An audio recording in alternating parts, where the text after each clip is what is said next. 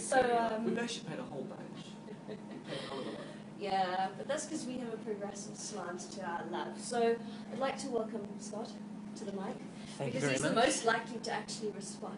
Yeah, indeed. Yeah, the other guys are a bit, I don't know, mic shy, whatever. Look at them, look at them I am staring not at you mic shy. like that. I am not mic shy. That was Conrad, the guitarist. That's Conrad, the guitarist. And of course, hiding behind one of the other million community Claiming he has a throat infection. Hi, yeah, I really do, as you can hear. That was Jason, our drummer. Thank you so much, Scott, for filling in. We appreciate it. Pleasure, pleasure. Excellent. All right, so let's start with what we used to know about you guys, because it's been a long time coming. I think that you were last in, I don't know when last were you in a radio station, actually having a chat to people. Yeah, that's a good point. We were actually chatting about that the other day. Yeah, Tuesday.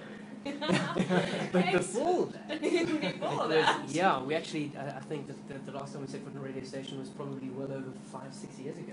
Excellent. To be honest, yeah. So It was our last show, Smaller. yeah, I think so. It's good to be back. I bet you they never made you coffee like we did. Absolutely not. Espresso style. I know. Thank you very It much. was very good. It It was was very delicious. Thank you so much. But of course. All right, Scott. So let's try and explain a little bit to the rest of them. Your history, of course, starts with Marlowe. Mm-hmm. And Marlowe started, what, over 10 years ago?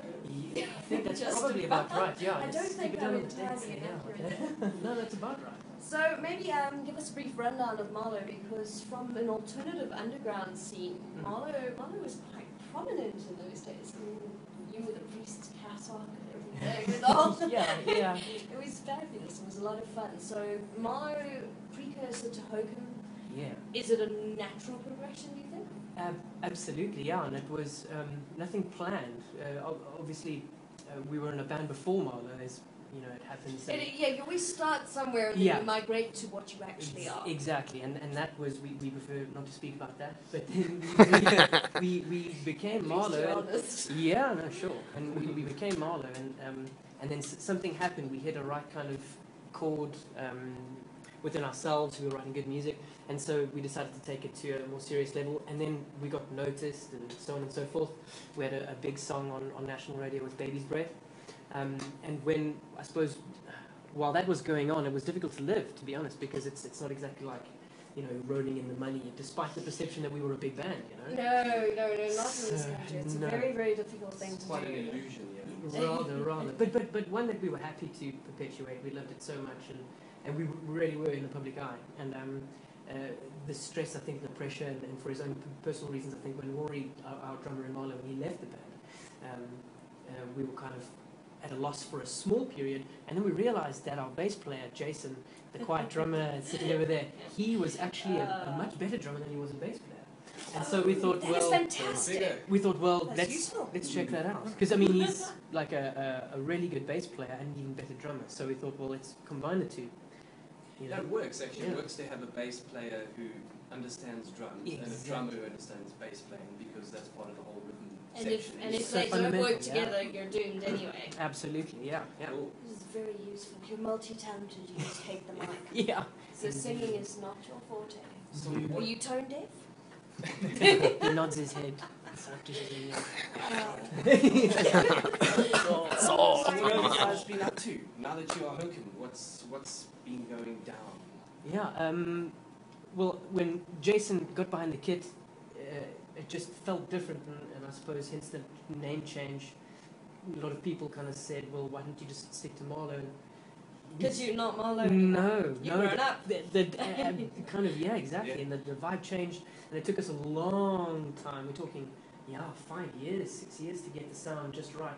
Now we're happy with it, and as a result, we're getting more radio play. We are here in the studios, mixed 93.8 FM. Yes, fantastic. We saw you guys on TV a little while ago. Yeah.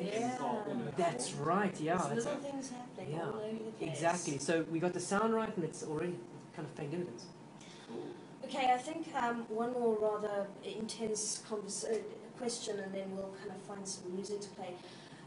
Being part of the scene back then, and being part of the scene now, and watching the weirdness that happens where clicks happen, where everyone has to play the same kind of metal, and then everyone has to play the same kind of rock, and then everyone has to play...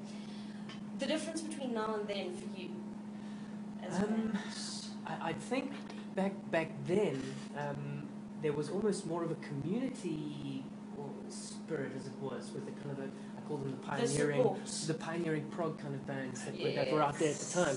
There was a very big, as I say, community spirit with the bands that wanted to help each other out. You want to play a slot, you can come through and we'll organise it. And not that that's necessarily different now, but it seems that because of the industry, bands are more isolated from each other. The internet means that bands are marketing themselves in a different way, and they're almost going about doing it themselves. So the contact with other bands and the contact within the industry is almost slightly less and more. I think that is a bit of a problem. Yeah, it's what I think it might be what is killing the number of fans potentially and the number of people supporting. Yeah, that's a good point. I think perhaps we're trying to.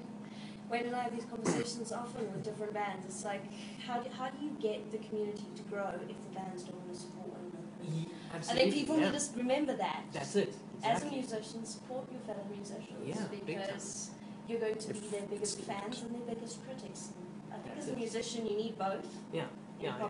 And especially in an emerging market and an emerging kind of group of people that like the same kind of music that we play, and yourselves and I think possibly, I don't know, correct me if I'm wrong, but with HOKUM having a bit of a progressive slant, I sometimes think as South African music fans, we have been closet fans of progressive stuff, and we're not really sure how much we can say, no, but we have other progressive bands, we can make more progressive music in this country. We don't have to be purely about one or another thing. And I think people are only in this country now going, no, but I am a fan of this band and that band.